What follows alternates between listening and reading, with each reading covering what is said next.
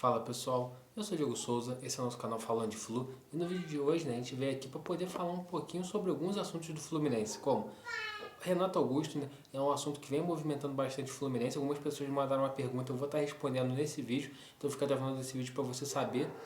A rodada foi boa para o Fluminense? O que está acontecendo até agora? E um jogador, uma jovem promessa do Fluminense, sofreu uma lesão grave no joelho. Então fica até o final desse vídeo para você saber todas as informações do Falando de Flu.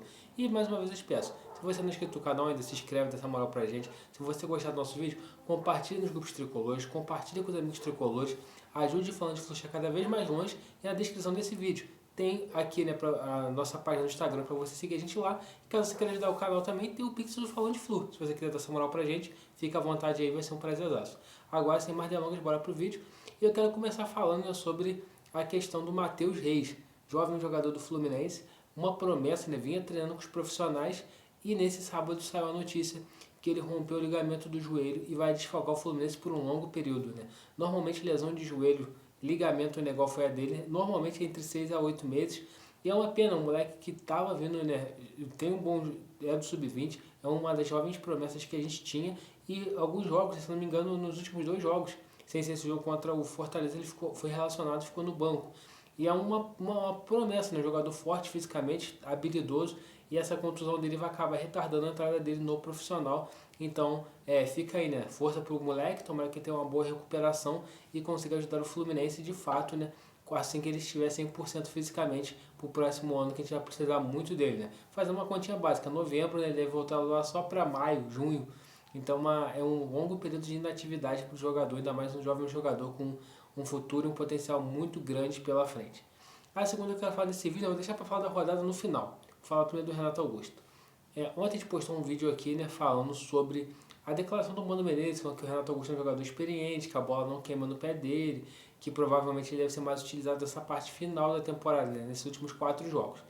E algumas pessoas me perguntaram, você acha que o Renato Augusto vai ter mais minutagens? Ontem eu participei também da live no Extremidade Tricolor e foi até um dos assuntos que não surpreenderia do Mano botar o Renato Augusto no jogo contra o Criciúma. E eu vou falar o que eu penso um pouco sobre isso. Eu acho que o Renato Augusto ele foi mal aproveitado esse ano no Fluminense, porque ele não entrou quase em jogo nenhum, tentando agora na reta final. Por que eu falo isso? O Renato Augusto ele pode ter questão física, pode ter uma série de fatores, mas saber jogar a bola ele sempre soube, ele sempre foi um grande jogador. Ele jogou Copa do Mundo, ele foi um cara importante realmente, Fisicamente ele já não é mais o mesmo, isso daí é indiscutível, mas ele é um cara que pode agregar e tem como agregar muito. Tanto que na reta final do campeonato, Mano Menezes essa declaração, para mim, gera até uma certa incoerência, porque o Renato Augusto estava ali o tempo todo no banco. E por que ele só vai ser importante agora na reta final? Eu entendo os argumentos do Mano Menezes falando que ele é um cara experiente, que a bola não vai queimar no pé dele. No jogo contra o Fortaleza entrou com muita vontade. Talvez se fosse o Renato Augusto de 2 anos atrás, aquela bola que ele dá um peteleco na entrada da área, ele faria aquele gol. Então são uma série de fatores que a gente vê realmente a importância do Renato Augusto talvez ter mais minutos nessa reta final do campeonato, que ele pode de fato ajudar o Fluminense. Mas o que para mim surge como uma incoerência é a não utilização dele nas rodadas anteriores, porque se ele é importante na reta final, por que não foi importante ali no segundo turno? Por que não teve mais minutos no segundo turno? Ele ficou praticamente o segundo turno inteiro como auxiliar técnico do Mano Menezes. Então para mim isso soa como uma incoerência. Eu acho que pela declaração do Mano Menezes, a chance do Renato Augusto ter mais minutos nessas últimas rodadas é muito grande e pode nos surpreender, de uma forma positiva. A gente tem que sempre pensar positivo, achar que ele pode realmente acrescentar, agregar realmente o que a gente precisa, que é fazer gols, que é vencer as partidas. A gente vai fazer a nossa parte. Então acho que ele vai sim ter mais minutos nos próximos jogos. Vamos aguardar para ver, E isso pode ser bom também, que pode ser uma resposta para o ano que vem. Se tiver mais minutos e corresponder, talvez ele fique para o ano que vem. Se tiver mais minutos e não corresponder, aí o Fluminense vai ter que caçar o rumo dele para o próximo ano, para ele seguir a vida dele e a gente não ficar pagando o salário do jogador.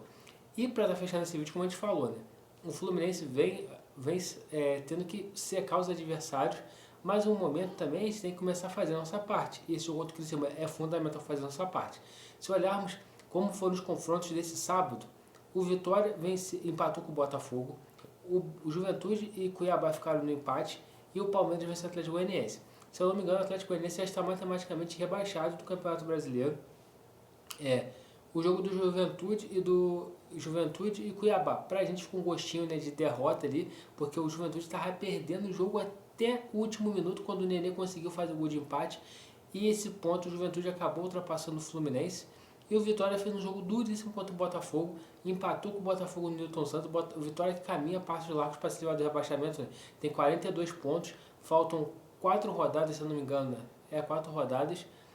4 não, 3, né? Porque o Fluminense tem 4, mas o Vitória jogou e falta 3 rodadas para o Vitória encerrar o Campeonato Brasileiro, precisando de 2 pontos. Ou seja, 9 pontos disputados por apenas de 2, então provavelmente vai se livrar do rebaixamento. Só que o ponto-chave para a gente poder falar dessa rodada é a Juventude de Cuiabá. Porque o Cuiabá venceu o jogo até o último minuto quando o Juventude empatou. Se caso o Cuiabá vencesse essa partida, o Juventude não iria ultrapassar o Fluminense. E qual que seria o cenário? Bragantino perdendo hoje para o Inter, o Fluminense ficaria, mesmo em caso de tropeço contra o Criciúma, não entraria na zona de rebaixamento.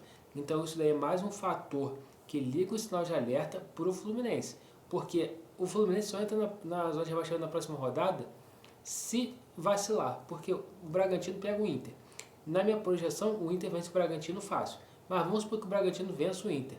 Mas se o Fluminense vence o Criciúma, o Fluminense passa mais uma vez o Juventude, e o Juventude entra na zona de rebaixamento juntamente com o Criciúma. Então, basta a gente fazer a nossa parte, a gente torce muito para que o Fluminense consiga performar bem, fazer a sua parte e começar a afastar essa crise, cara. Rebaixamento a gente não aguenta mais, precisa se livrar disso o quanto antes, para a gente poder planejar o ano que vem melhor, porque esse ano realmente o time do Tricolor fez o torcedor de bobo praticamente o ano todo.